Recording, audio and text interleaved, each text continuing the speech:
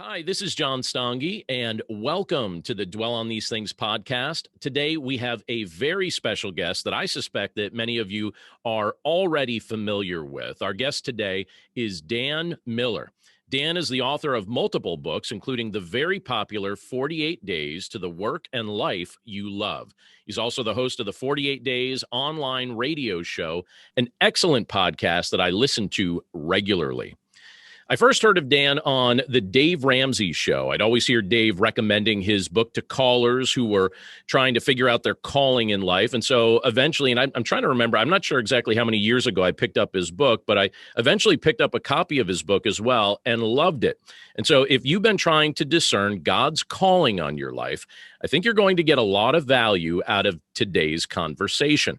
So without further delay, let's welcome Dan Miller to the show. Welcome, Dan. Well, thank you, John. Delight to be your guest today. We're grateful to have you with us today. And I wonder if you could just tell us, for starters here, a little bit more about yourself and maybe fill in the blanks of any interesting tidbits about your life and your work that I may have missed in that introduction. Well, goes back a ways at this point, but I grew up in a poor farming family. Now, my dad was bivocational because he pastored a little tiny church, and for that he received no salary. So we eked out a living as farmers. So it was that kind of dual role that I saw and grew up in. But I loved the value of what I learned in both of those environments, the work ethic and living on a farm. You learn a little bit about plumbing, a little bit about electrical, mechanical. Those things have continued to serve me well even today. But it also gave me the desire to see more, do more, go more, have more than what I was seeing there. And so books became my path to open those doors. So I've always been a voracious reader. That led to, going to college, getting graduate degrees. And now I've had the privilege of working for people and figuring this thing out. What am I here for? How has God gifted me? And what should that look like? Not on Sunday morning, but on Monday morning. Mm-hmm. What should I be doing work-wise? That's my space. I'm not a pastor, but I have so loved working with people to figure out what they do Monday through Friday. And that's been a delightful journey for now over 30 years. That's great. Over 30 years doing that. So you kind of alluded to this as you're just kind of sharing a little bit about the early seasons of your life. I think that's great that that your dad was a pastor willing to serve in that context and be bivocational. I actually see that as a trend that many pastors, even in this era, are starting to drift toward. But I wonder, when did you first discover that you were passionate about helping people discern God's vocational calling for their life? It wasn't something that I figured out when I went to college or even for some time after that. My degrees are in clinical psychology, but I never really had a desire to be a traditional psychotherapist. It moves way too slowly for me. So I did entrepreneurial things. Going to college was really just a politically correct escape from the farm, frankly. Right. Yeah. So that was my motivation. It wasn't to find a career. I've never had a real job. I've always just done entrepreneurial kind of things. So I've seen opportunities everywhere. I've been in used car sales and at RV rentals, health and fitness centers, a variety of things, online sales and all that. But it wasn't until I was in my early 40s where I had just gone through a real severe business crash, and my church asked if I would be willing to teach a class on career life transitions. They were seeing a lot of people who in their maybe even 40s and 50s were frustrated with what they were doing. And so I said, sure. So with my background, clinical psychology, my own experience as an entrepreneur, started teaching the class. Well, and I thought we'd have people in there who were figuring out what to major in college. The kids who just lost their job at Burger King, wondering how to get another job. We had a few of those, but primarily I did have those in their 40s and 50s. And I had physicians and attorneys and dentists and pastors and engineers, and what are you guys doing here? And they're like, well, everybody sees us as successful and we're doing okay, but I don't think this is it. I think there's something more. I think I may be living somebody else's dream. I think I may have ended up with these initials behind my name just because I had the academic ability to do it, but it's not really my heart's passion. And I found this space of working with people at that point in my life where I was being very introspective personally to figure this out, but then in teaching and walking through that process with other people. So it was then. So that's been some time ago, but it was in my early 40s that I really figured this out myself. So it was in the context of teaching that class at your church, offering that to people in your church that you were able to help discern that, and you noticed people latching onto that. Do you think that's a common thing, by the way, when people get to a certain spot in their career that they start scratching their head and thinking, "Am I really doing what I'm shaped to do?" It is. It's very common. And in our culture, we see education as something you have the ability to do. And as long as you have good ability to do it, you keep going. So if you graduate from Vanderbilt University and you have a 4.0, you're going to get recruited to medical school, dental school, pharmacology, all those traditional kind of paths. And often kids choose one just because they have the academic ability and they get tuition reimbursement or something to go ahead and do that. And then all of a sudden they realize, I don't really care about this. I had the academic ability, but I don't want to live my life like this. And so I see a lot of people who have proven their ability to do what they do professionally, but they hate the life they've created. So there has to be a blend that involves more than just having the ability to do something. It has to blend your personality, your dreams, your passions, your values, all those things. When those come together, it's a very different experience. Yeah, I think it seems like, as you're talking about some of the things that people really need to wrestle with, I think sometimes people don't really ask the lifestyle question that's going to go along with the vocation that they're training for or thinking about going into. They don't realize the kind of impact that's going to have on your day-to-day life. I know in my role as a pastor, I mean, it's not just a vocation, it's very much a lifestyle. I also remember years ago when I was interested in getting into radio kind of as a side thing. And I had the opportunity to serve as a radio host, and it was 90 minutes from where I lived. And I agreed to do it. And so I started driving 90 minutes there and 90 minutes back and 90 minutes there and 90 minutes back. And it didn't last very long because I thought, all right, this is too much of a lifestyle cost. And eventually I started serving with a radio station that was about 15 minutes from where I lived. So that was certainly a much better lifestyle decision. But I'm hearing some of the things that you're saying here, related to not just your vocation, but how does this impact the overall quality of your day-to-day life and what that looks like? Absolutely. If somebody is an attorney, one of those respectable, admirable career paths, and then they get up and every day is filled with antagonism, controversy, conflict. I mean, a lot of people think, wow, I'm a kind, caring, compassionate person. I don't want to do this. And they discover, oh, I want to walk away from that. So a lot of people I used to actually stock a little book titled Running from the Law, written by a lady who left that, and it's a very common path. Now, that's not to say there's anything wrong. We need good attorneys. We need good physicians. We need good dentists and all those things that I've mentioned. But if it's not a fit, then somebody, in fact, can really be an imposter. Yeah, I have exactly. a beautiful, beautiful painting right above where I'm looking here in my office that was done by a young man, 33 years old at the time, who came to me as a pastor.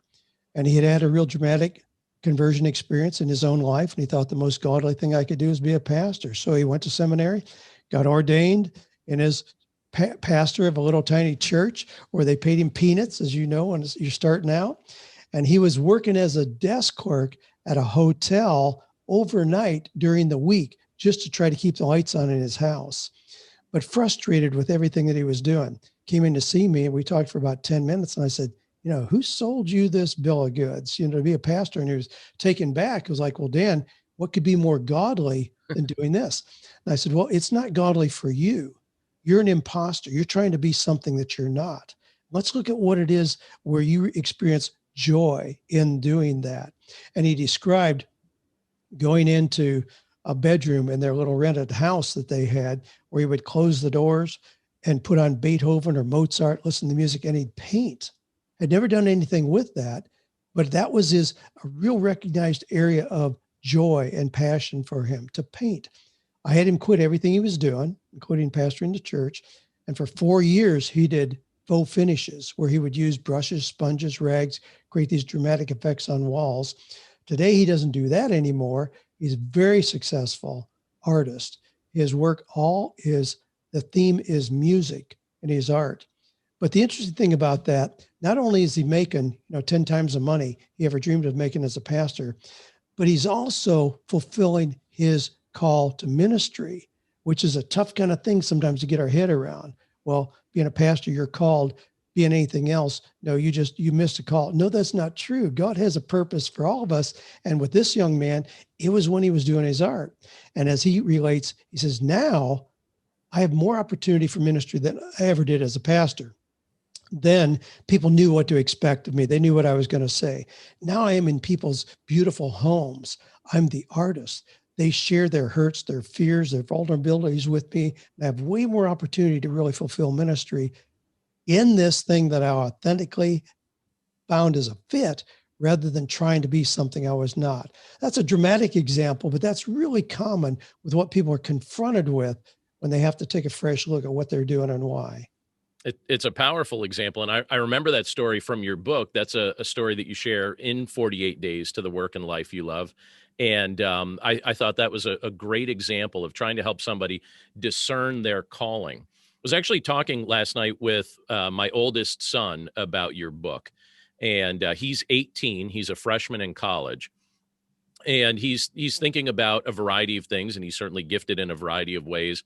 And he thanked me for something. He said, "Dad, I appreciate the fact that just because you're a pastor, you have never pressured me to follow in your vocational footsteps, or just because you're called to be a pastor, I've never felt any pressure from you to follow that," because he doesn't feel like that's his calling on his life to be a pastor. He's still trying to kind of nail it down. But I did think it was interesting that that's how he framed it in his mind. He said, "I've never felt any pressure." And he actually said some of his friends had asked him, "Does your dad expect you to be a pastor like he is?" And he said, Uh-huh. "No, he never, he's specifically told me that he does not expect that of me, that he wants me to follow my calling." And it was a good discussion, but it was prompted by the content of your book. I told him I was going to be talking to you today, and it just led to a conversation about that. And I thought it was interesting to hear that from an 18-year-old's perspective, because everybody expects them to know exactly right when they hit 18, right when they start college, what are you going to do with the rest of your life? And he's still working through that. Well, and rightfully so. And it's a compliment to you as a dad to have him say that. If he chooses that, then fine. But a lot of people have been caught up in just the generational expectations. Dad did this, mom did this. So the expectation is there that I'll do that. We often reference Proverbs 22:6, train up a child in the way he should go. When he's old and not depart from it.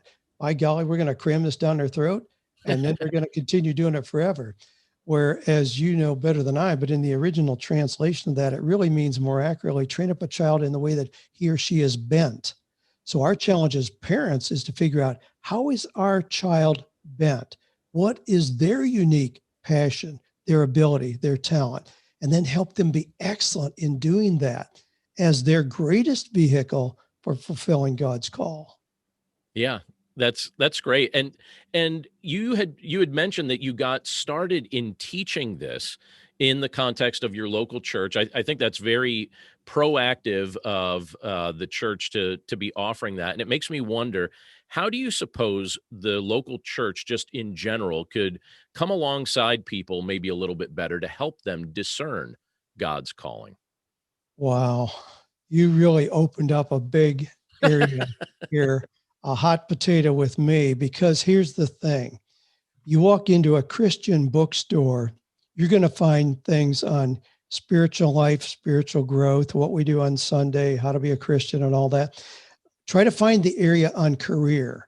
Try to find the area that addresses the thing we spend more time in than anything else. It's dismissed as not important. What you do on Sunday morning is important. The rest of the week, that's just how could we possibly believe that? That the Jewish culture have a word, avodah, from which we get both the words work and worship. To them, they were seamless. What I'm doing on Thursday morning tells more about my spirituality, my values, my beliefs than what I do for 58 minutes on Sunday morning. And we have to address that. And churches, I think, are waking up to that. When we see people, especially with the volatility that we've seen in the last year here, people who are out of work or derailed from what they thought was going to be a long career and uncertain about what kind of things even make sense moving forward, we need to step into that space and help people understand how to take a fresh look at how God has gifted you as the basis then for moving into work that is, in fact, purposeful and profitable. And we can do that. It's not a secret. There's no unrevealed secrets. It's a process of looking inward. We've got a lot of benchmarks, a lot of clues along the way. That's why I like working with people who have had a little life experience, because that life experience gives us more and more clarity. And that's why it's often the case that at 45 or 50, somebody says, you know what? I need to take a fresh look at this. And they redirect and go into something that is totally different. I see that a Given what lot. they do daily. Yeah, I see that a lot. There's just something about that season and that's the season that I'm sure many of our listeners are at right now, where you're kind of scratching your head thinking, am I doing what the Lord's called me to do for this season of my life? It's worth wrestling with. And sometimes, that could change. That could be something that the Lord has us do for a season, and then for a new season, he may say, all right, I'm going to steer you in this direction, or I'm going to open up doors in this direction. But yeah, I wonder, even just as a local church pastor, what does it look like for a church to help people answer those questions? Because those are questions that come up, and these are things that people are thinking about. And that's why I so appreciate the work you're doing and the content of your book, because you're helping people try and figure that out. And you're even offering a biblical framework to do that, where you're recognizing that this is not just about choosing a career just to check a box off, but you're answering the question, what is God calling me to do, and what has he designed me to do? Yes, and I think it probably is worth clarifying too, John, that doesn't mean there's one thing. Sometimes we get caught up in that. There's one thing. If we go into the grocery store and we are in the cereal aisle, we don't want to think, well, God wants me to have one flavor. No, it doesn't work like that. You can make a choice. If you decide what kind of car to buy, we don't have a lot of guidance in the scripture about what kind of car to buy. We have a lot of freedom there. And the same thing is true with careers. There ought to be multiple paths of work that you could do that would be fulfilling. But at some point, to really get any kind of traction or success, you do have to decide on what is this going to be. And it may be for a season. It may be for 10 years or 20 years. Doesn't mean you make a decision like your son at 18 years old and, okay, now I've made a decision that's going to guide my life forever. I had a gentleman here a while ago who was 44. And one of the first things that he said in our conversation is, he said, I'm tired of living the life that was made by decisions when I was 18 years old. Mm-hmm. He felt like that. And that we sometimes feel an unrealistic pressure to make those decisions in. No, we can redirect. We can make new seasonal choices multiple times along the way. That's becoming more and more common. Even for people who do have those professional degrees, they can make dramatic changes as well. Yeah. Yeah. I think that's great counsel. And by the way, you talk about being in the grocery store and choosing the cereal. So that was my family business when I was growing up. Oh, My really? father owned a grocery store.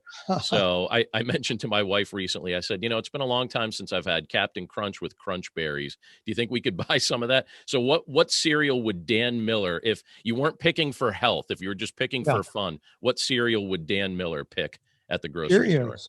Cheerios, just the regular Cheerios. kind, not the honey nut or anything like that? Honey nut. Oh, Yeah. yeah, honey nut? All Honey nut right. Cheerios. Oh, man.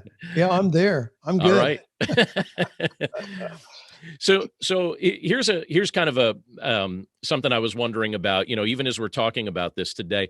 What do you suppose, or maybe I should say it this way, what kind of misconceptions or myths or faulty thinking do you think tends to hold people back from actually discovering the kind of work that they love? Wow. This goes deep theologically, because there is kind of an undercurrent in a lot of circles that if I do what God wants me to do, I'd be miserable and struggle. It would be a real sacrifice. It would be a cross to bear. We put all those kind of that terminology behind it. And there's really the expectation of that. When I was a kid, we used to have, missionaries come to church every once in a while, and they'd share their story. And, there was always that subtle pressure. If you really feel God's call, you're going to raise your hand and say, I'm going to go to Africa. That was my fear as a pastor's kid, that if I really submitted myself to God, he was going to send me to Africa and I'd be miserable. Well, fortunately, in personal study and with the mentorship of some wonderful people, I figured out I would be miserable doing that. And I'd probably do a pretty poor job of doing that. What I do is in that sweet spot that blends talent, passion, and money. I love what I get to do, and I thrive in all those areas. It helps me thrive physically in the relationships that I have, certainly financially, and ways that I can then bless other people, blessed to be a blessing. Mm-hmm. But I think people suspect, no, I enjoy this, but certainly that can't be God, because it doesn't seem right to enjoy something. Well, you and I are dads. We have children. Mm-hmm. How could we possibly want for our children that they would spend their lives doing something that made them miserable? It would be incomprehensible to think about it as a biological father. And I can't imagine our Heavenly Father being any different. If we're created in his image, I think he has the same feelings. He wants us to thrive, to prosper, do things that brings our heart joy. And so he gives us those indicators where we can look internally and figure out, what should that look like? And then walk right into the work that brings us that kind of joy. Yeah, that's good counsel. Very good counsel. I noticed, by the way, I'm going to hold it up here because I know some will be joining us here on video. I noticed a change on the cover of the most recent edition of 48 Days used to be called To the Work You Love, but there's a very noticeable change. You see the big blue circle there on as part of the title. It says now it's called 48 Days to the Work and Life You Love. So this is the big update for the 20th anniversary edition. And I wonder if you could tell us what inspired that update. What kind of updates have you made to the book that inspired even that change to the name? The theme has been there from the very beginning, that work is simply one tool. It's not the most important thing in our life. It's one tool for a successful life. So the theme has always been there, that you need to look at success in 7 different areas of your life, work being just simply one of those. Mm-hmm. But it just came to me that I need to be more explicit about that. This really is about creating a life that you love. In fact, when I work with people individually, I want them to identify, what would an ideal life look like? Mm-hmm. Where would you be living? What would an ideal day look like? And then we back into what kind of a career will support that. Now, typically in our culture, the reverse is done. We get a job and then we make our life work. We're forced to live in a particular place. We're forced to have certain hours taken up, and we have to, everything in our life comes secondary to that job. I really wanted to create a move to see it differently, where we define the ideal life and then the work that we do complements that life. So it was just a natural to bring that out. I was so excited about doing that in this 20th anniversary edition. I updated every 5 years. So it came out in 2000. I updated it in 2005, 2010, 15, and then 20. But in the 20th anniversary edition, 2020, 20th anniversary edition, everything just really fit there. Perfect. And 48 Days to the Work and Life You Love. I thought that was a smart update when I saw that you had done that, and I'd heard you talk about that on your show as well. And I thought that makes sense, because you're communicating something on a deeper level when you say that. It's just like a 2-word addition that helps people get a greater glimpse of the message that you're trying to communicate in the book. And one of the things that you even talk about in the book there that I think you were alluding to just now is this idea of a life plan. You talk about that in the book, related to a life plan that incorporates things like skills and abilities, personal tendencies, values, dreams, and passions. And I wonder if you could maybe elaborate for us on how maybe we could create a life plan that incorporates traits like that. Sure. And the process of looking inward is what comes first.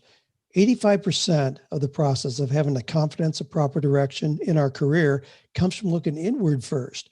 We're too prone to just look at what's happening, who's hiring, what are the business trends out here, what are hot franchise opportunities or whatever.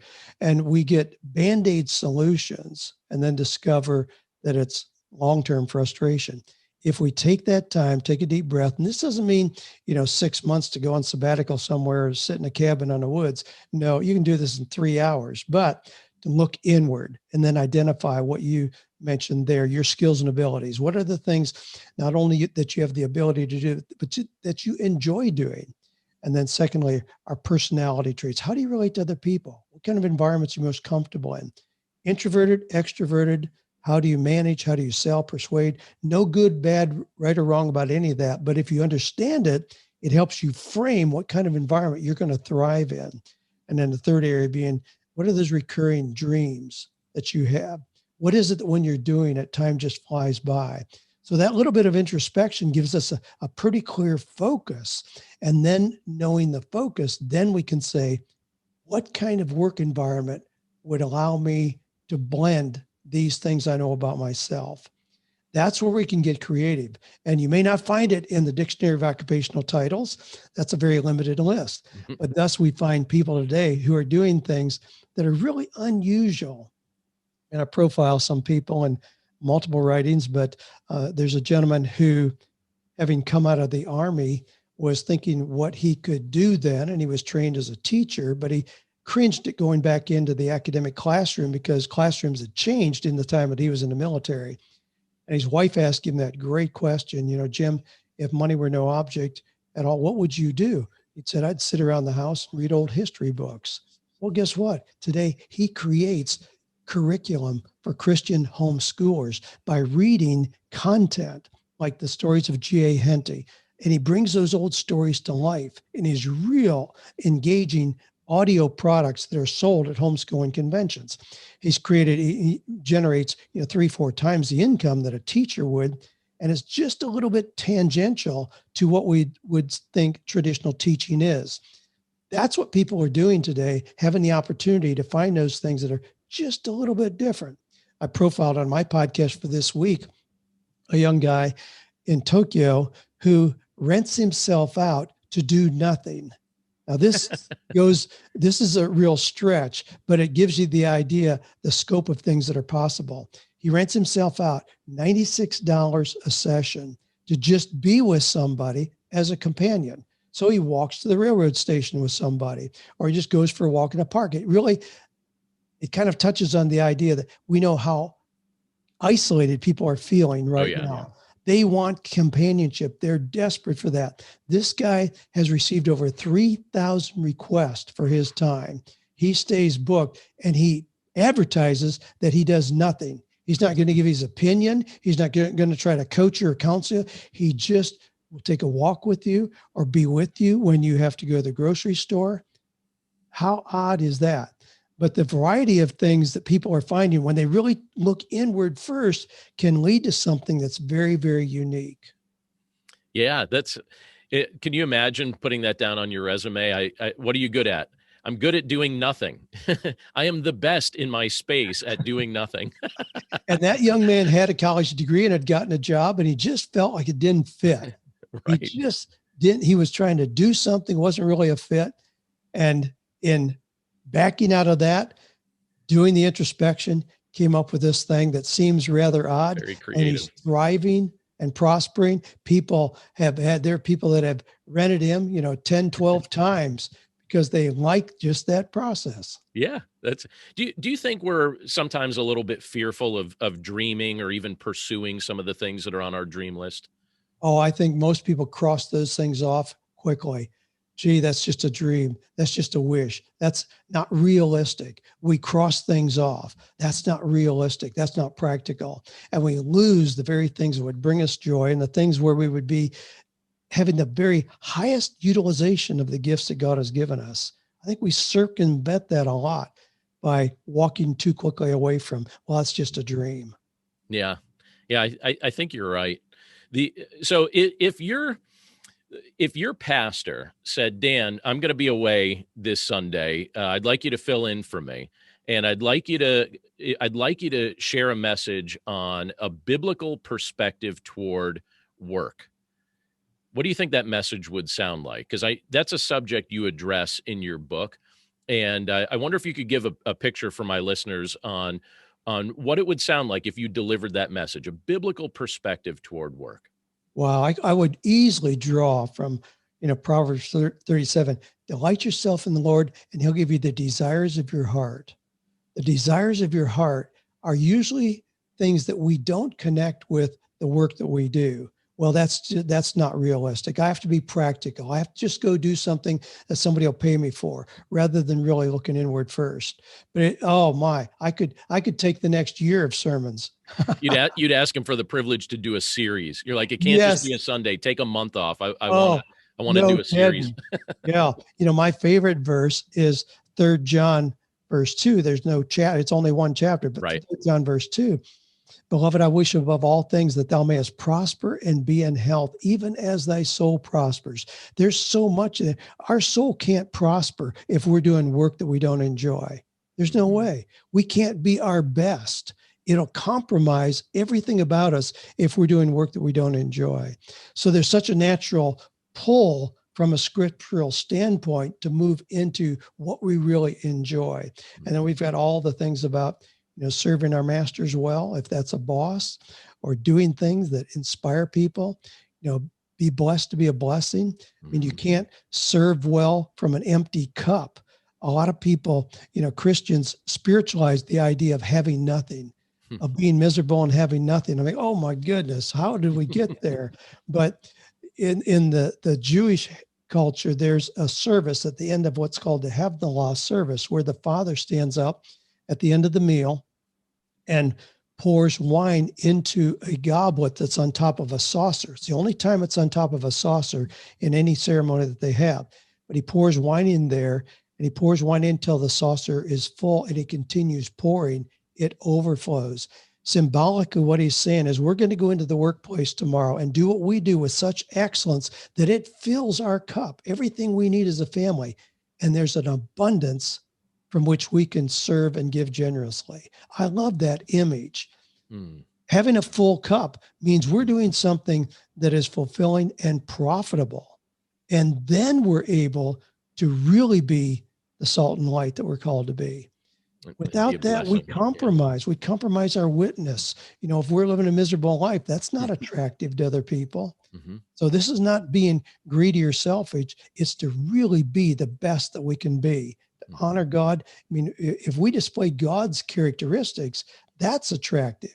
God is generous, benevolent, all those things. Oh yeah. Hey, obviously I wouldn't have any trouble filling the spot. I think you just preached it. You just gave us the highlight there. That's great. By the way, last summer you had an episode, I think it was in July, you had an episode of your podcast, and the title got my attention. It said, "Are you a pastor?"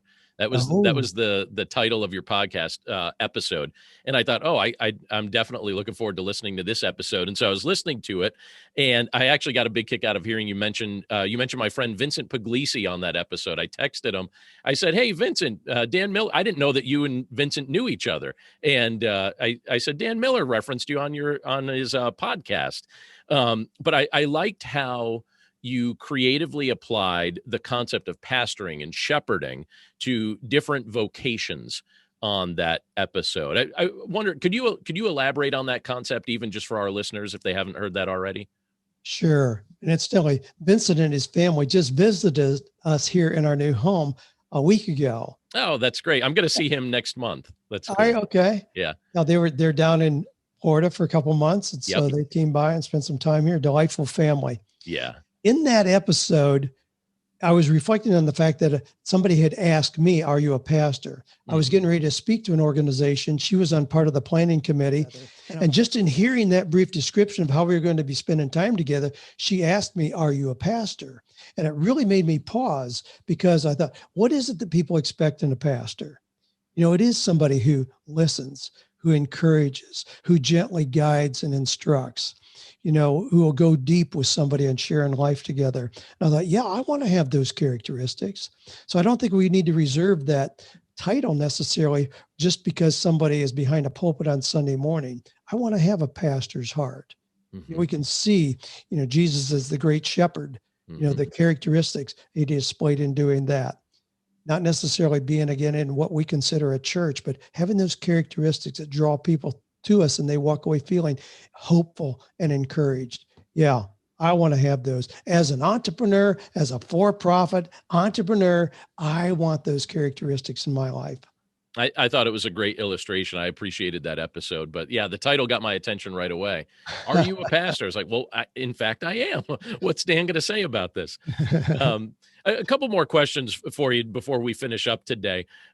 So with recent cultural developments and with all the economic challenges that we're facing right now, there's a lot of uncertainty, people shaking their heads, a lot of businesses going through a very nervous time right now. And I would suspect that many of my listeners have probably gone through some pretty drastic changes in their employment over the past 10 months or so. So what kind of encouragement could you offer them? And maybe even what kind of myths about finding work could you help dispel for them? One of the myths is that we make that decision at 18 years old, and then it sets the stage for the next 40 years of our work. And then we get a gold watch and retire. Well, that's not going to happen in today's environment. The average job is about 3.2 years in length, and that's shortening as we speak. So the kids that are coming in, the 18-year-olds that are coming in the workplace, the average time in a job for millennials, and millennials are getting older as well. They're no longer the young, but millennials, the average job is 13 months. Wow. And they're changing. So somebody coming in the workplace today is likely to have 14, 15 different jobs and maybe even 2 or 3 major career redirections. So that's the first myth we have to get rid of. It's not going to be stationary. It's not going to be one decision and you don't have to think about it again. So we have to always be prepared to know really what do we have as marketable skills? What do we bring to the table that has value? What is our passion? Is that changing and developing? So this introspection process is ongoing, not just one time. Right now, one of the biggest myths that we need to get out of our minds is we are not going to go back to normal. We're not going to go back to the way things were. I mean, it's too much has changed. There are retail establishments that'll never be reopened. We'll never make it work again. There are major shifts in how we shop, how we eat, how we dine out, how we go to church. I mean, I heard recently that the prediction is that 45% of people will not go back to church as it was. That's a startling, statistic. What are we going to do? Mm-hmm. I've had pastors coming to me during the last year saying, I thought I was secure. Well, what I thought was security was just an illusion. What is it that I can do that continues my heart for serving people, for guiding and taking them forward? Well, some of those we've been able to position as coaches and other things that they've been able to go into. One thing we can be sure of, it's going to continue changing. Mm-hmm. I had the privilege of being at a luncheon recently with a futurist, and he was talking about the fact that the invention that has changed humanity more than anything else is electricity. So it's changed so much about how we live. Mm-hmm. He said artificial intelligence is going to have more impact on humanity than electricity did. He also said the decade we entered in 2020 enters a 10-year period where we're going to see more change than humanity has ever seen in a 10-year period. There have been others who have predicted that, but those things mean what we do is going to be developing. It's going to be evolving in ways that we could probably not even imagine. So the clearer we can be about how God has uniquely gifted us, the more security we have, even if the application looks different moving forward. So if someone goes from being a pastor to being an artist, or they go from being an attorney to, driving a delivery truck, I mean, there's all kinds of redirections we can take. And that doesn't mean that we give up our calling. One of the things that I clarify in 48 days is the distinctions between calling or vocation, career, and job. We use those sometimes interchangeably, but they're very different. Vocation or calling is the big picture. That's how we want to be remembered, how we want to make a difference in the world. That's our purpose, our destiny, our mission, all those things. Career then is a subset. So in fact, if somebody wants to help reduce suffering and pain in the world, legitimate vocation, well, you could be a sports trainer, you could be a massage therapist, you could be a physician, biochemist, you could be all kinds of things that would fulfill that. So that a lot of careers would be possible. Job is the smallest component. What are you doing daily that provides income to be a responsible provider for your family? But you can see and frame it that way. Changing a job doesn't change your vocation. Changing a career doesn't change your vocation. If we go back and revisit your calling, I'm confident we could find things that you could do that would absolutely fulfill your calling, even if it didn't look like the things you're doing today as a pastor. Mm-hmm.